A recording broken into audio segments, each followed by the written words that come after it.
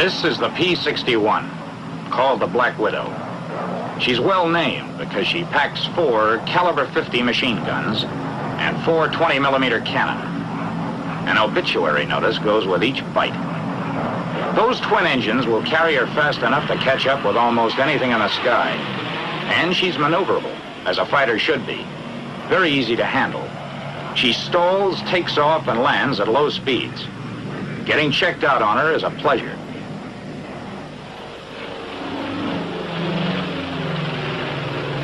The Black Widow flies the skies in 3 sleek models. First, the YP-61, the earliest model of this ebony killer. Then the P-61A, the first model to go into combat service. And finally, the P-61B, the newest combat version. Let's watch this pilot learning his stuff on a P-61A.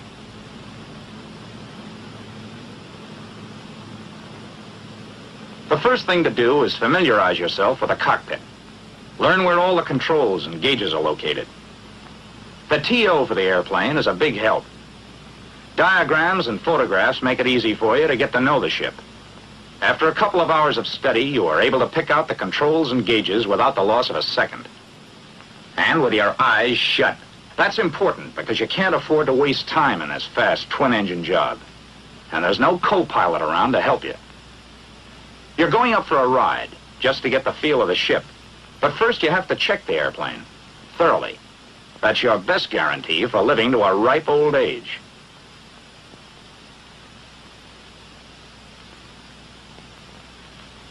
Like most airplanes equipped with tricycle landing gear, the 61 has a nose gear towing pin. Check it, as the nose wheel may shimmy on takeoff and become damaged. Check the nose wheel pin cap. Be sure it's on tight. Then check the rest of the landing gear for inflation of the tire and general condition. The red mark shows whether the tire is slipped on the rim. The strut ought to be extended about 4 inches.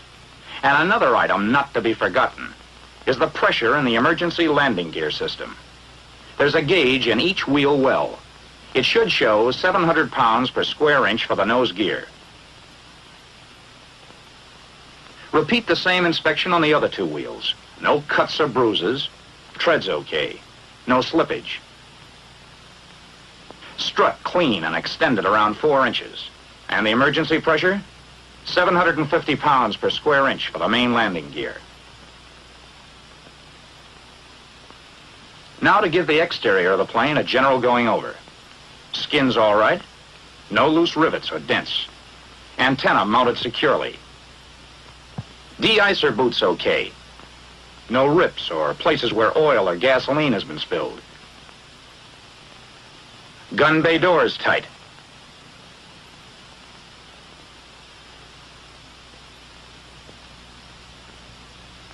Control surfaces in good shape.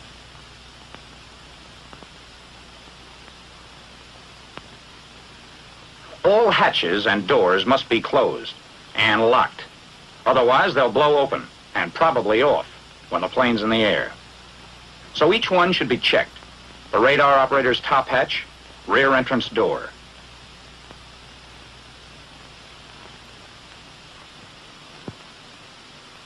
Now you can get into the cockpit, but you have to climb right out again through the top hatch. Careful not to step on any plexiglass. There's one thing more to check outside the airplane. The gas tank filler caps.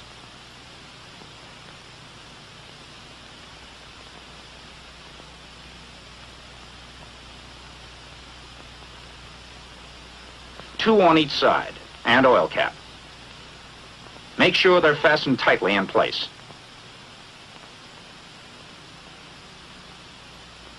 Here's an old story, but a wise one. Form 1A. Check and sign for red diagonals.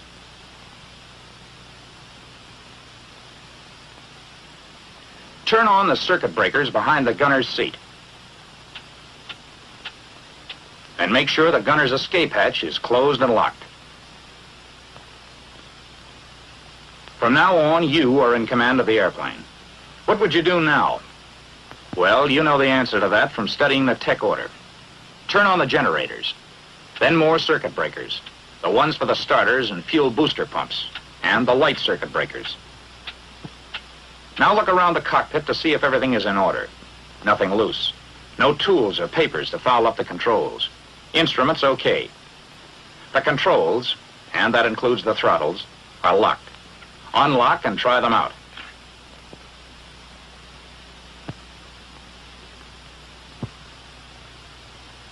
Operate the rudders, elevators.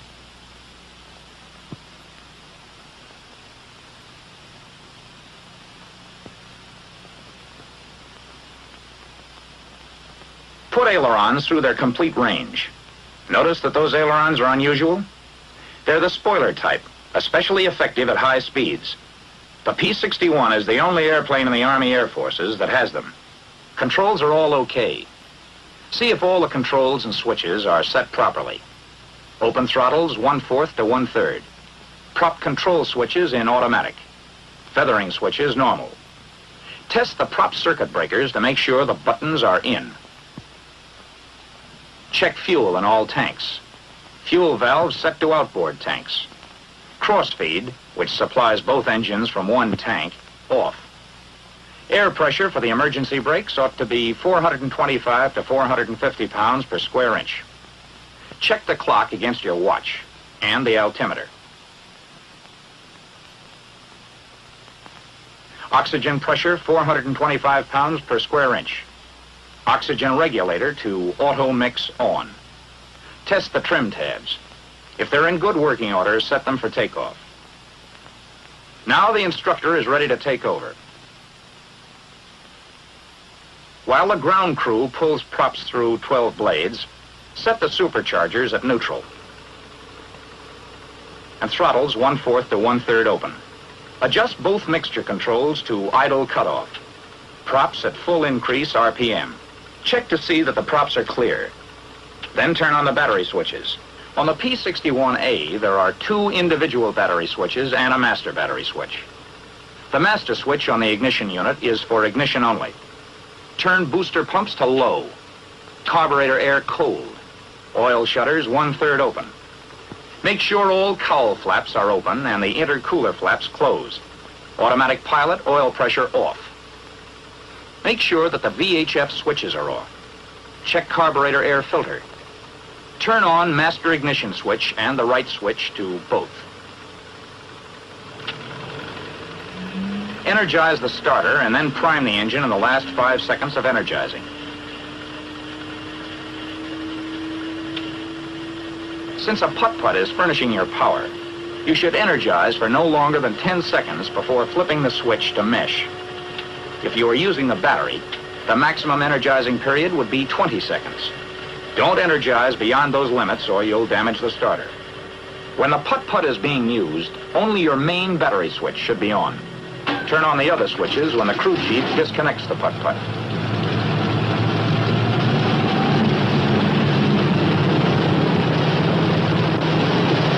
Adjust your mixture control to auto-rich. Close the throttle to run your engine as slowly as possible until oil pressure is indicated.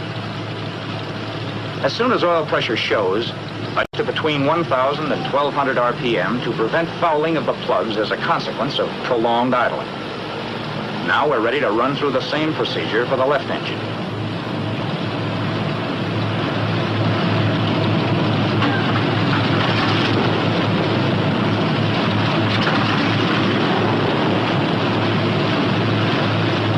Throttle to between 600 and 700 RPM until the oil pressure gauges indicate a steady pressure. The cold oil pressure will go up to 150 or 200 pounds until the oil temperature gets to 40 or 50 degrees centigrade. Keep the prop governor in high RPM. Turn the fuel booster pumps off. Your fuel pressure should be between 15 and 17 pounds. When the oil temperature gets to about 40 degrees centigrade, open the oil cooler flaps about 1/3. Keep the engine cowl flaps open. Operate the cowl flaps and intercooler flaps, watching them from the window.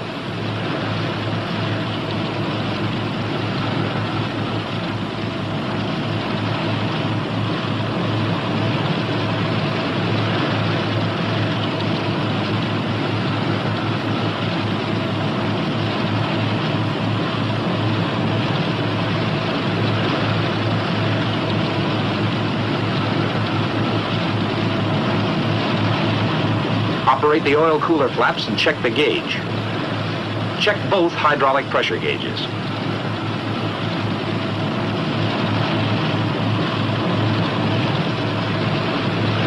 Make your interphone check and see that all entrance hatches are closed and locked. Okay to taxi to runway 29. Use taxi strip directly in front of you. Runway 29, roger.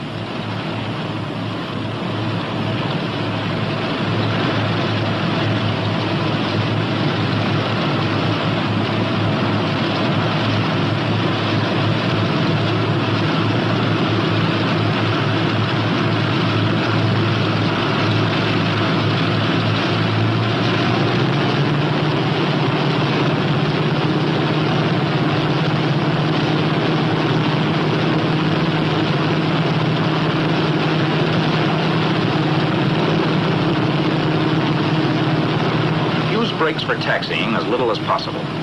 This holds good for any two-engined airplane. And when you want to turn, use your outboard engine.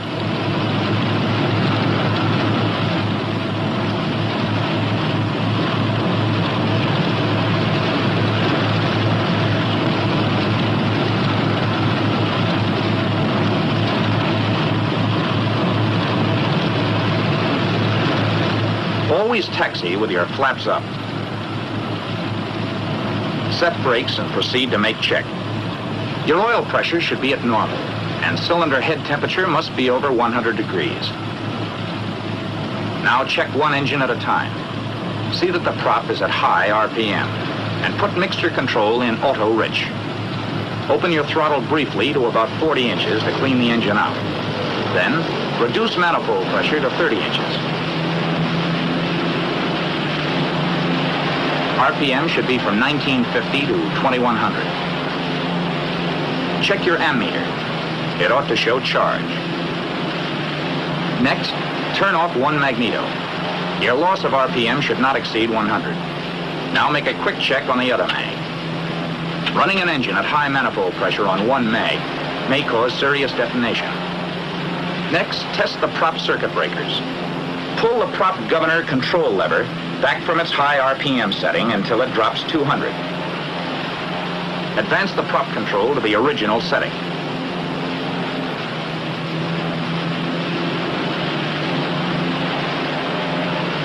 Use the feather switch to check the prop. When RPM starts to drop, switch back to normal position. Put the prop selector switch in decrease. As soon as RPM drops 200, move the switch to increase. When the RPM goes back to 2100, put the switch in automatic. Now go through the same procedure for the other engine. And then you're ready for the final check. Fuel booster pumps at high. Fuel pressure between 15 and 19 pounds per square inch. Prop circuit breakers down. Prop switches at automatic. Prop controls at high RPM. Mixture auto-rich. Intercooler flaps closed. Upper cowl flaps closed. Lower cowl flaps open about 1/4. Wing flaps 1/3 down.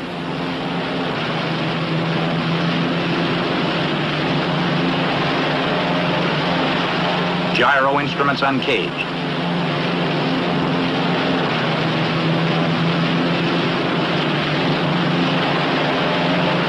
Oil temperature should be between 40 and 90 degrees centigrade. The oil pressure 75 to 90 pounds per square inch at 2,000 RPM. Cylinder heads between 120 to 205 degrees centigrade. Hydraulic and accumulator pressure 800 to 1,100 pounds per square inch. Now you're ready to scramble.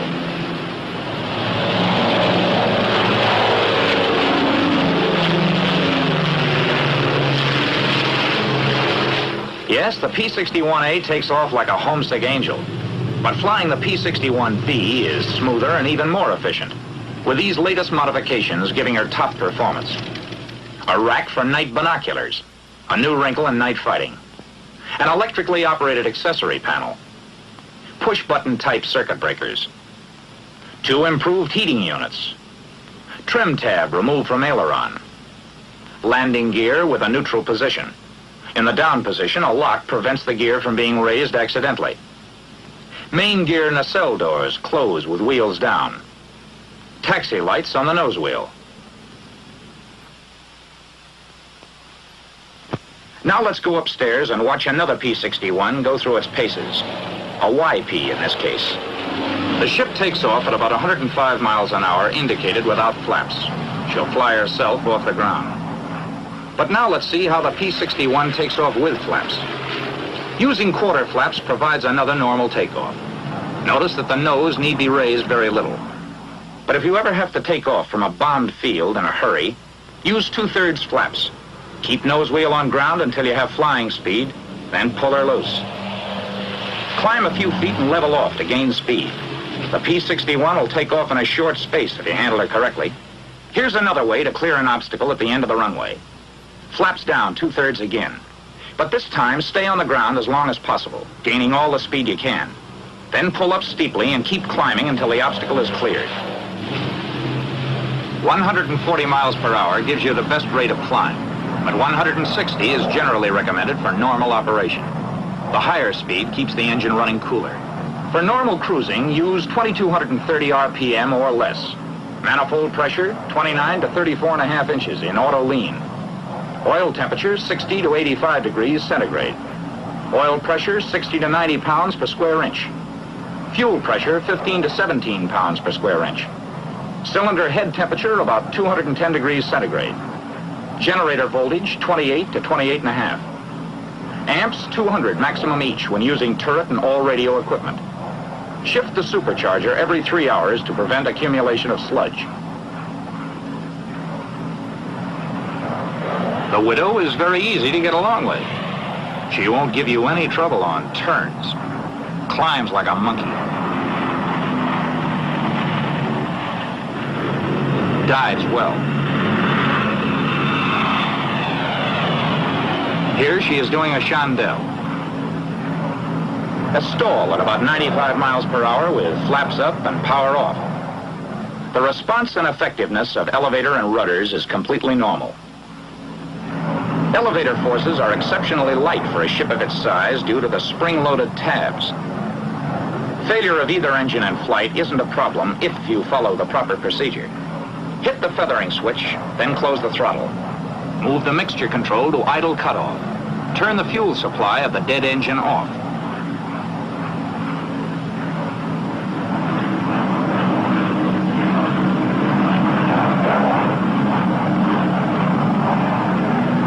Snap the ignition switch off after the prop stops rotating.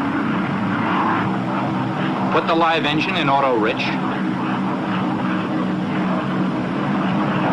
And trim your rudder tab.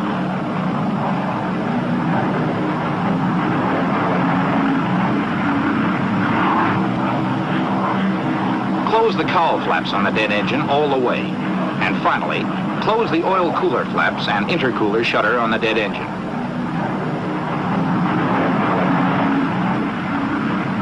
Even when stalled on one engine, the Black Widow isn't in trouble.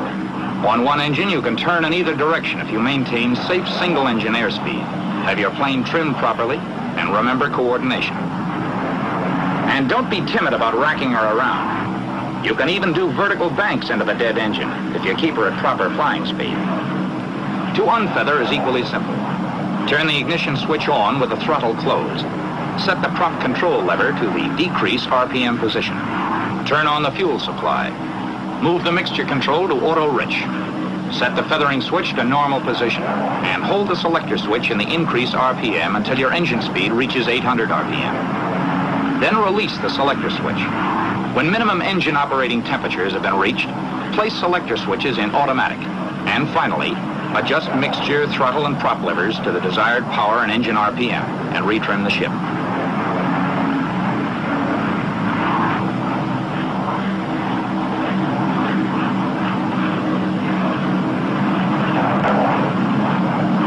In case of both fuel and booster pump failure on one of the engines, turn on cross-feed valve and the booster pump of the operating engine to high.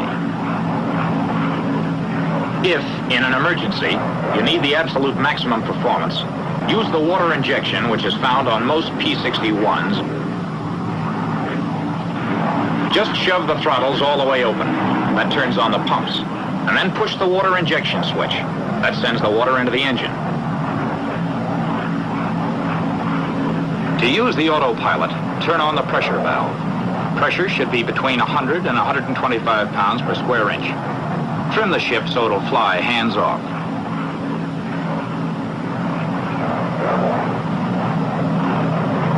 Uncage the gyro pilot instruments. Line up the control indices.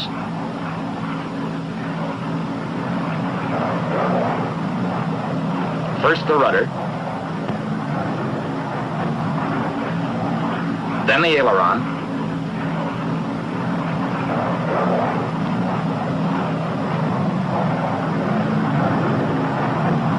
And last the elevator.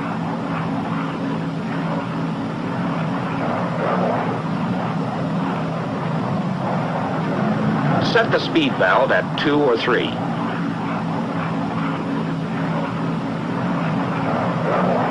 Now turn on the autopilot.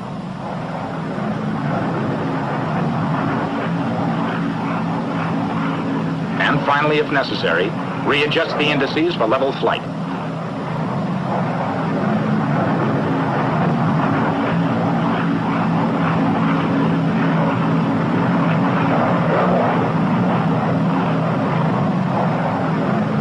Well, I guess we've been up long enough. Let's head for the barn.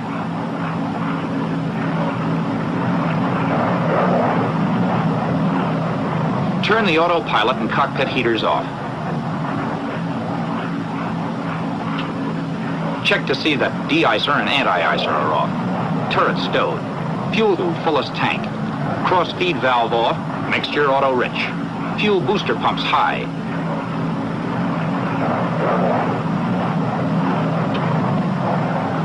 Supercharger neutral.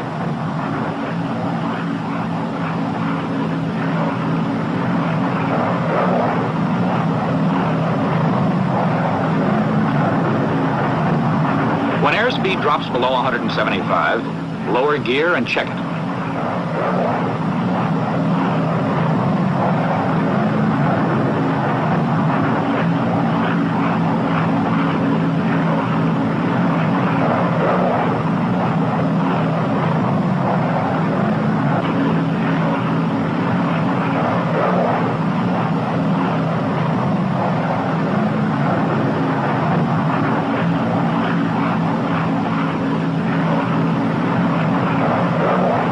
Hydraulic and accumulator pressure, 800 to 1100 pounds per square inch. Props, automatic and set for 2400 RPM.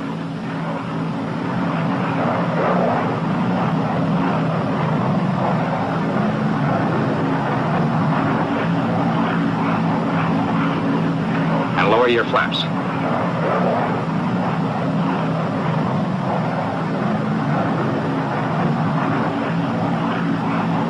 Retrim the elevators.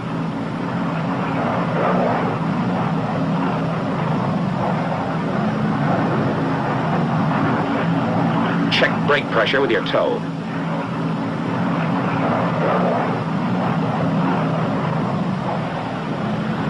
Approach at not less than 110 miles an hour. Touchdown at about 90 miles an hour. Tail down.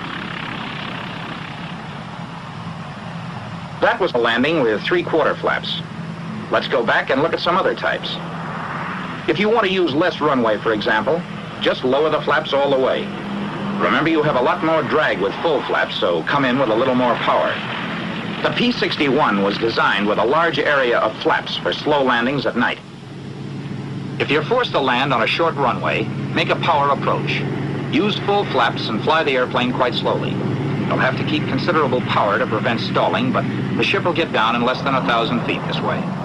For a single engine landing, bank into the good engine if practicable when you enter the traffic pattern.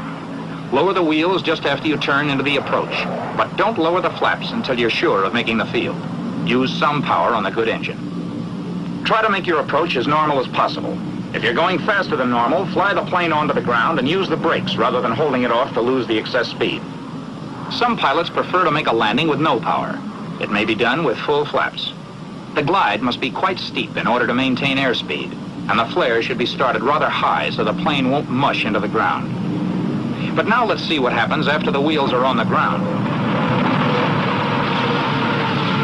Hold the nose off the ground as long as possible in order to spare the brakes.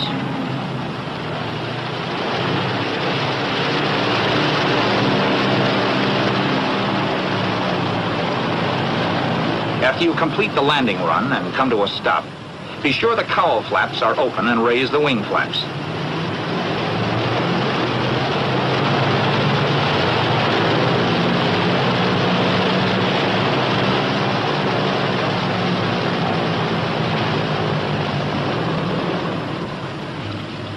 Idle the engines at 1,000 to 1,200 RPM until cylinder head temperatures drop below 205 degrees centigrade.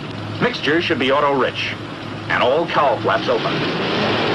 Advance throttle to 25 inches and pull her back, cleaning out the engine. Now move the mixture to idle cutoff and advance throttles to full open as the engines die.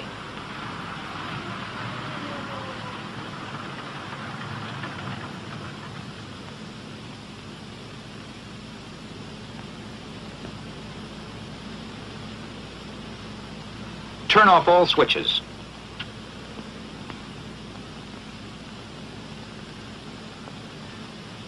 Hold brakes until chocks are under each wheel, then release.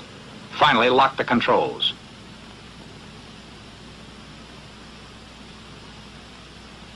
Well, that ends your first lesson in learning how to fly the Black Widow. You have a long way yet to go, but it's usually a case of love at first flight. She's that kind of an airplane. The Black Widow is designed to kill. The fury of her guns and the flaming wrecks of her victims are lighting up dark skies over enemy strongholds. To you who will fly her at night in hard-hitting air battles, we say good luck and good hunting.